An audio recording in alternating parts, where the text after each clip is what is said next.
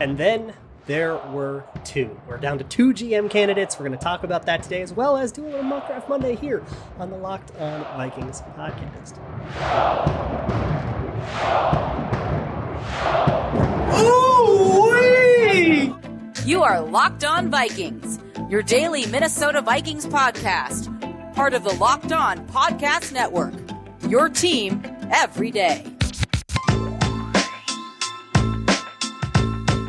Welcome, everybody, to another episode of the Locked On Vikings podcast, part of the Locked On Podcast Network, your team every day.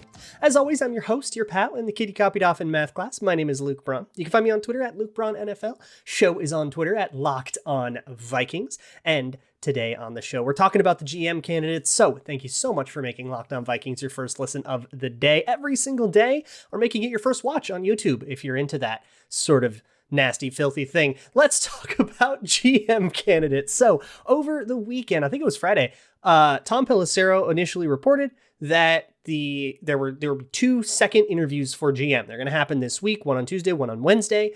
So of the 8 candidates that we broke down a couple weeks ago, we're down to 2, Kwesi Adofo-Mensah and Ryan Poles. Also, head coach interviews have continued to kind of go along. I believe that they've interviewed just about everybody that they had requested before. So those interviews are done, and we probably won't see any more interviews until the new GM is hired, and we'll see what that person wants to bring in, or if they just hire from the pool they've already interviewed.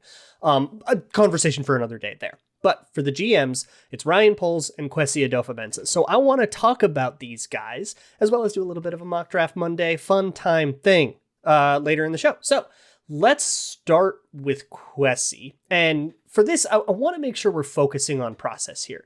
I wrote an article to this effect at zonecoverage.com. I'll link that in the show notes if I remember to, where I broke all this down in text. But it's really easy to look at these and kind of say, okay, well, this is who was drafted when Kwesi was with the 49ers, and this is who they drafted when he was with the Browns, and who's good, and what's the hit or miss rate, you know?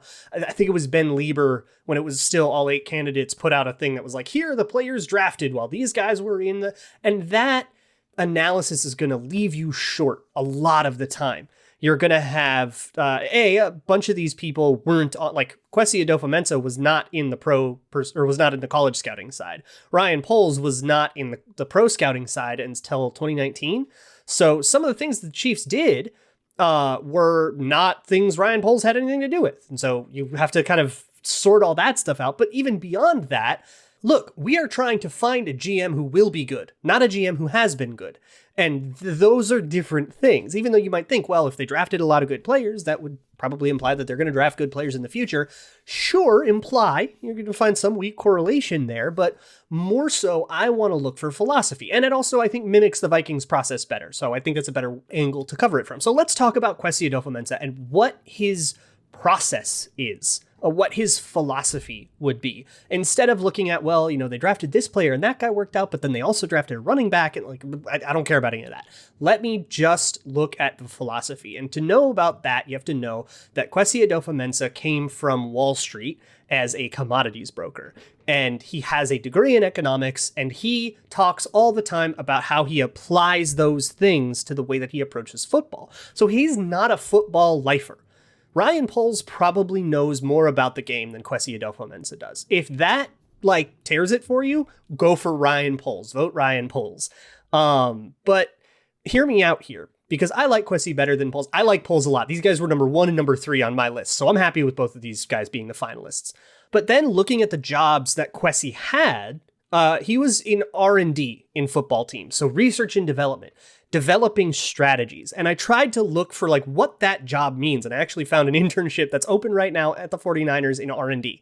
And it's a lot about taking data and spinning it into strategy. So he is not a data gatherer. A lot of GMs are data gatherers. A scout is a data gatherer. They go out, they watch a player, they gather data, they put together a report, and they say, this is my evaluation on that player.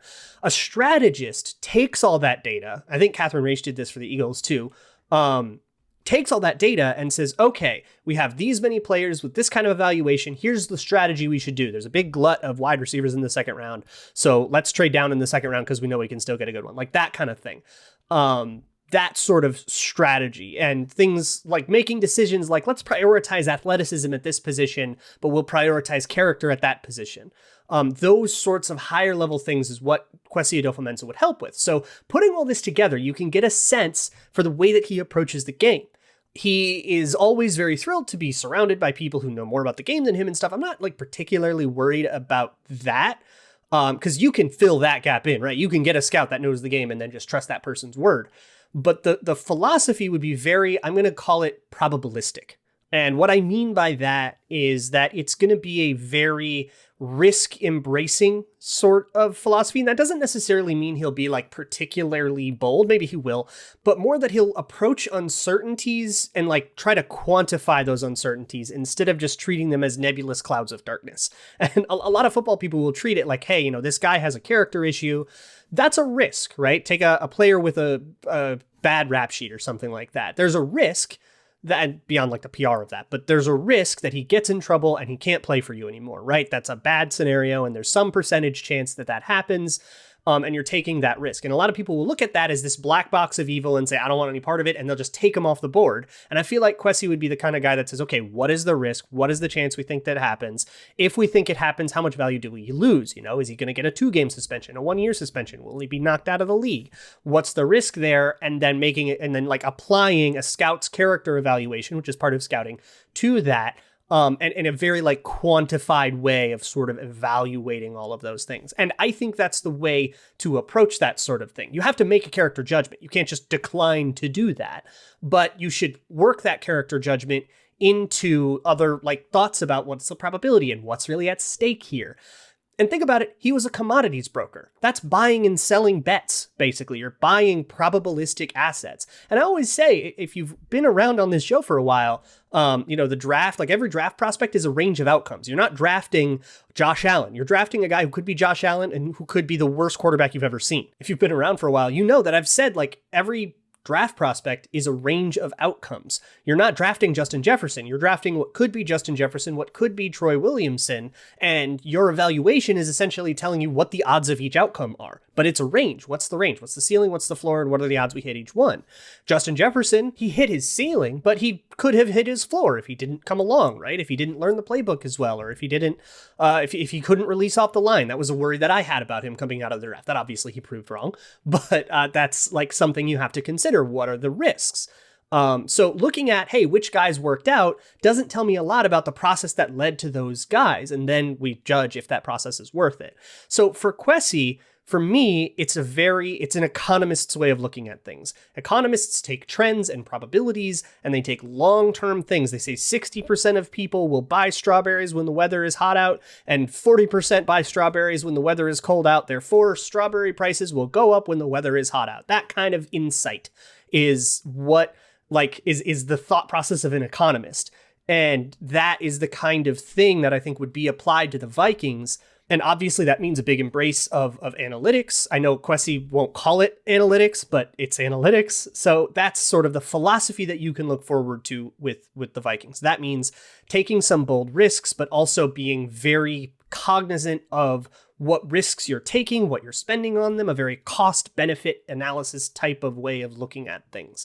That it's very similar to Rick Spielman in a way, and something I criticized Rick Spielman for, and I'm a little worried about this with Kwesi Adofo-Mensah. I still like him the most, but I am a little bit worried that you lose out on some of the big picture looking at things that way. But there's also a way to look at like the entire, the diversity of your portfolio and stuff. Like there's also Wall Street analogies to that. So I kind of get where the mindset is, but if you can just try to get into his head, his head is about finding good strategies based in evidence that will build a good team. And I think that's what he would bring to the Vikings. I want to talk about Ryan Poles as well. And then, of course, we have Mock Draft Monday to do as well. But first, let me talk to you about the best tasting protein bar on the planet. It is Built Bar. We're all trying to be good. It's New Year's resolution season. I hope y'all haven't fallen off the wagon yet. It's only been like 24 days. But look, maybe you wake up in the middle of the night, you want a midnight snack, you want something unhealthy, reach for a Built Bar. It'll trick your brain because it's delicious. Covered in 100% chocolate. It'll make you think you're having like a chocolate raspberry candy bar. But one of those would really have like 300 calories and like 30 grams of sugar and just be disgusting. A Built Bar has 130 calories, 4 grams of sugar, 17 grams of protein. It's not going to knock you off the wagon. It's just going to trick your little lizard brain with all of its cravings into thinking that you totally had a cheat day. But you didn't have a cheat day. You just had a Built Bar. And also, head on over to built.com. They've got all sorts of extra promo flavors and stuff, limited time things that come on the website all the time. So go check that out. And when you check out, use promo code LOCKED15, LOCKED15. You'll get 15% off of your order. That's promo code LOCKED15 at built.com. Thanks once again for making Locked On Vikings your first listen of the day. Let's talk about Ryan Poles, who is a little bit more of an enigma. There's a lot of press, a lot of ink has been spilled on Kwesi Adofo-Mensah because he's different and he's got this Wall Street thing and he's like a fast riser and he's in Cleveland where all they do is hire Ivy League people and Kwesi's like a Princeton guy. But Ryan Poles has just sort of quietly risen up the ranks in Kansas City. He's been there since 2009 and he survived 2 different GM front office overhauls. He was there at the end of the Scott Pioli era that brought in the John Dorsey era. He lived through that, and then the switch to the Brett Veach era, and the Brett Veach era is what we're in now. And he worked his way up through all of that chaos. And as we're about to find out with the Vikings, when you switch out the heads, that gets swept out real fast. The assistant coaches are all under contract. We talked last week about who I think should stay and go, but that's what I would do, not what they're going to do. And the only reason they weren't all fired in one fell swoop on Black Monday is because they're going to leave that up to the new head coach, who almost always new head coaches will want to bring in their own people. They're not just going to go adopt the staff that just got their predecessor fired. So surviving that is impressive. It means that you have impressed multiple people. It means that you've kind of done well enough to earn your job even when everybody else around you wasn't, that you stood out. And that was Ryan Poles. And that's why I think he's kept rising up the ranks. He was on the college scouting side a lot. So if you look at like the 2015, 2016, 2017 drafts, I believe he was the director of college scouting for that one. Yeah, that's one of those is the Mahomes draft. So there's that. Now, this is the part where we get weird into the results-oriented thing, right? I don't know if I want to overcredit Ryan Poles for doing the Patrick Mahomes thing. That was a big team level deal. That could have been, I think Brett Veach was in charge by then. Maybe it was still Dorsey, but it was a really bold, high level decision where they traded up for him, but they obviously had a high grade on him. And that high grade was obviously correct. And it came under Ryan Poles' watch. But again, it was like, oh, good. He watched over a staff that got a guy correct. Like, that doesn't tell me anything about what his philosophy is. So what I think his philosophy is, from listening to him talk, but also just sort of kind of trying to take a look at how the Chiefs behaved when he got more and more power, it's a very steady philosophy. I think of him as the steady Eddie candidate, the patient one.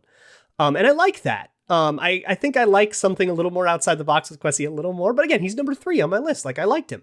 But the reason I say that is, A, the Chiefs have been very patient and also very deliberate with when they get aggressive. They haven't been a conservative organization by any stretch of the imagination, right? They traded up 2 first-round picks to get Mahomes. That was a really aggressive move when they had Alex Smith in the building. Like, that's a move that we've wanted the Vikings to make with Kirk in the building. But what if we traded up and, got the next guy, like the next big thing? What if we did something? What if we had traded up and gotten Justin Herbert in 2019, even though we had Kirk Cousins? So that's totally the kind of move you could see Ryan Poles making, but it's not going to be whimsical.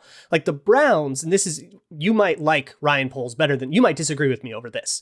The Browns are, I think, a whimsically aggressive organization. They are aggressive all the time. They just live like that. They just are constantly taking big swing after big swing, and some things work, some things don't. They're going to go get Odell Beckham, and maybe that's going to flame out, but they're going to do it all the time. They're going to get you Devion Clowney, and they're going to get all these John Johnson and all these big names.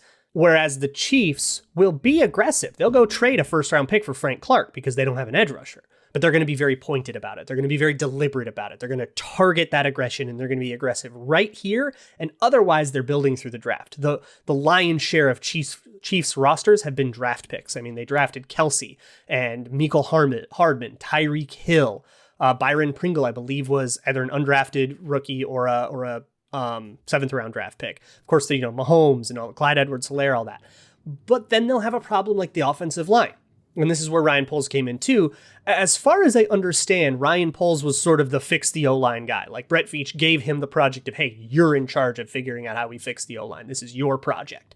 And so he goes out gets a couple of big free agents, a couple of not so big free agents like Austin Blythe and Mike Remmers that still are going to start. And then he drafts guys like Creed Humphrey and Trey Smith, and they rebuilt that offensive line, and that offensive line has done much better to protect Mahomes. Took them a little bit to get it all together because it was a new unit, but after we got through the first couple of weeks of the Chiefs being weirdly bad, they've now turned it on, and they look just as unstoppable as ever headed into championship weekend. So it's a little bit of proof of concept that this can work, and obviously nailing a quarterback pick is going to help.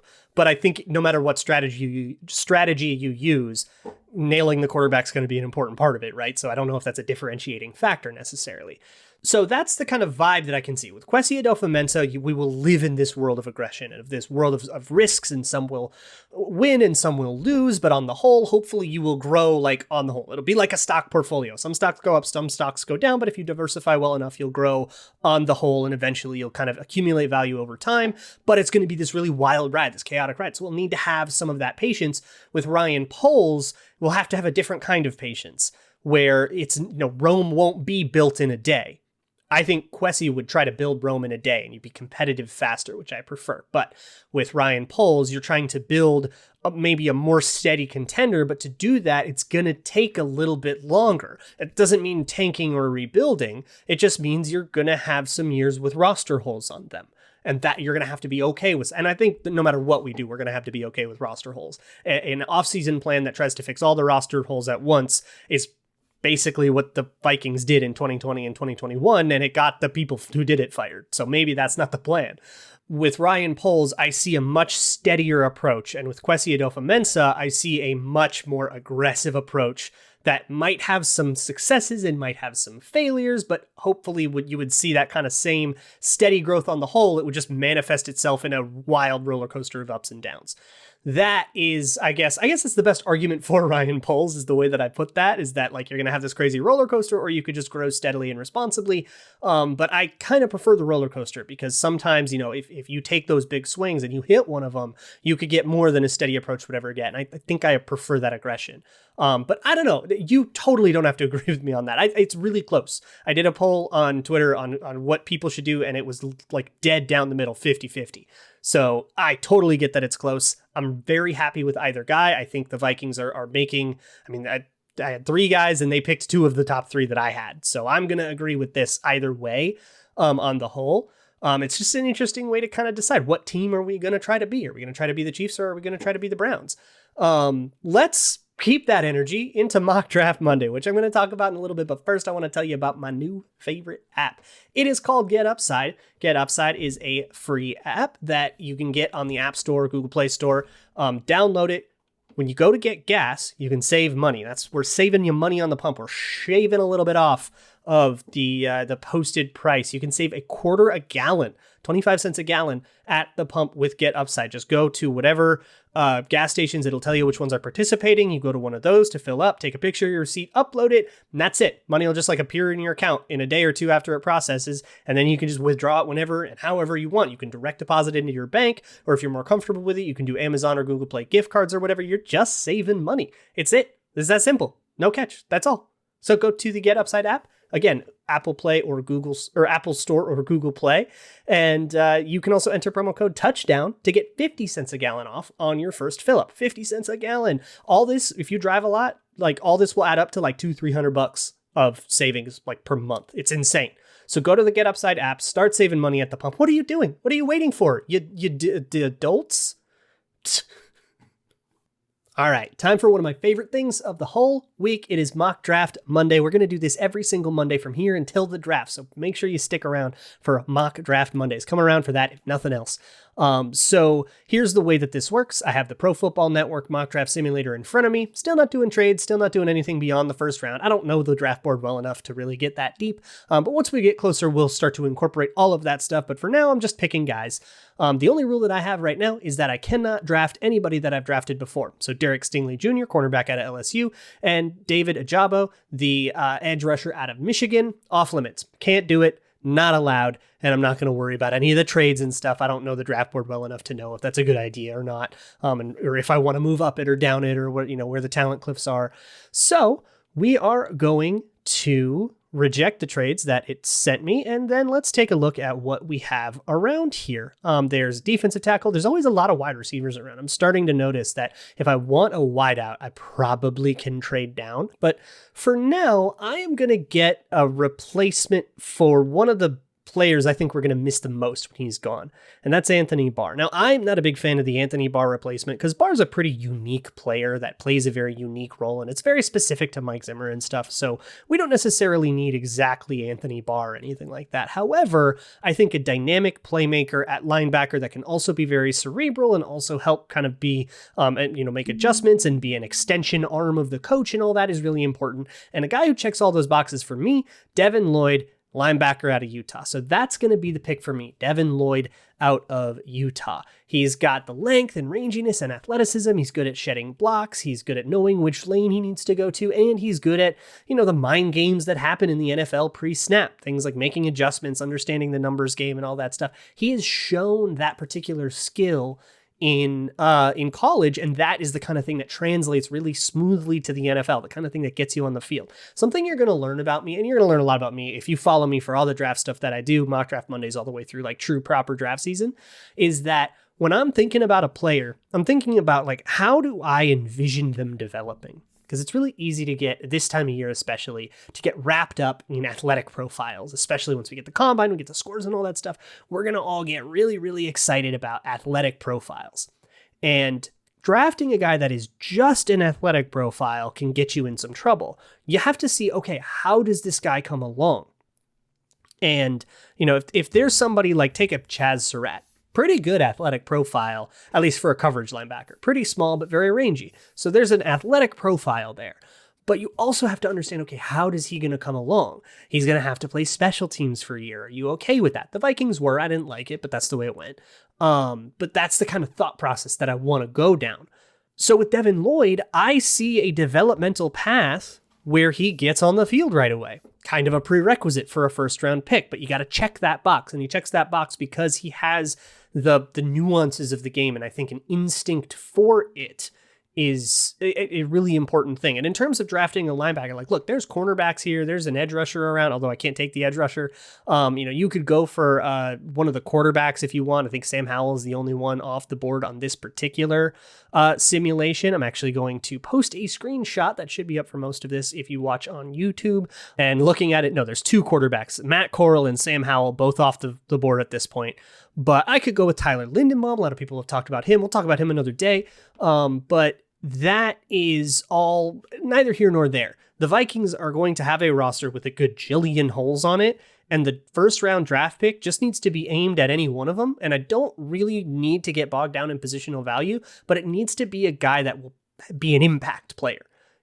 I don't want to take the most valuable position and then get a guy who's just going to be okay. I will take a linebacker over an edge rusher, even though I probably think edge rushers are more important. I'll take a linebacker over an edge rusher if I think that that linebacker will be an impact player. And that's kind of what I'm hoping for with this Devin Lloyd pick. Now, I have not looked very deep into any of these guys. It's way too early for all of that. I'm just getting to know them. So all of these takes, I reserve the right to take them back later. But it's more about the philosophy right now. And for me, draft philosophy is, get a player that can be a superstar for you. If it takes him a little while to get there, that's fine. But what does that path look like? Does that path mean he's redshirting for 2 years and it's year 3 and you haven't seen anything from him? And you're going, it's year 3 and we haven't seen anything from this guy. Like, think about somebody who it's year 3, we haven't seen anything from him from the 2020 draft class. Somebody like Troy Dye. Even like if he came and just exploded onto the scene, he was a superstar, we probably wouldn't think too much about the last 2 years. But like, we're running out of patience on that guy, right? I don't want to put ourselves in that situation on purpose. I want somebody where that's a bad case scenario, not like the expected scenario. With Devin Lloyd, it seems like he'll get on the field right away because he knows the game well enough. Now, he does have some problems as a rookie. That are rookie problems, spacing, squeezing gaps a little bit tighter. He needs to be a little bit more aggressive about that. And he needs to, I think, trust his instincts a little bit more, maybe would be a way to put it. But all that stuff, those are going to be rookie mistakes you're going to be okay with because he'll still be good enough in spite of all of that to make it on the field and be a day one starter as we lose Anthony Barr and we'll start next to Eric Kendricks. So now the core of your defense is like Eric Kendricks, Devin Lloyd. You've got the defensive tackles, Pearson Tomlinson. You got Harrison Smith. That's a center of the defense, and you can build out from there. Obviously, free agency will change a lot of this. If we end up with Zadarius Smith playing the Anthony Barr role on our defense, like that'll be different. Assuming we're making this choice before those choices, I guess, your free agency can sort of be pointed elsewhere if you're going to get somebody like Devin Lloyd in the draft. That is, I guess, where I land on this. So this week is going to be really fun. I'm really excited. This is going to be a huge week in Minnesota Vikings history because the new GM, I think, what is it, the fifth GM in Minnesota Vikings history? Like the fifth bona fide GM? Like this is a thing that teams shouldn't be going through all the time. So this is a really, really big week, and they're making a huge, huge decision. So we're going to be all over it over the course of the week while the interviews go down and stuff like that. But in the meantime, we got Twitter Tuesday tomorrow. So get in your questions at Luke Brown NFL on Twitter, at Locked On Vikings on Twitter. There's Locked On Vikings podcast at gmail.com. And of course, there is the Google form in the show notes, or leave a YouTube comment if you're watching on YouTube. Please subscribe to YouTube, by the way. We're very close to 1,000 followers. That's a big milestone. And by the way, you can check out the Locked On Bets podcast as well. They'll get you going on all of those beautiful, beautiful Grambles. So I will see you all tomorrow. And as always, Skol.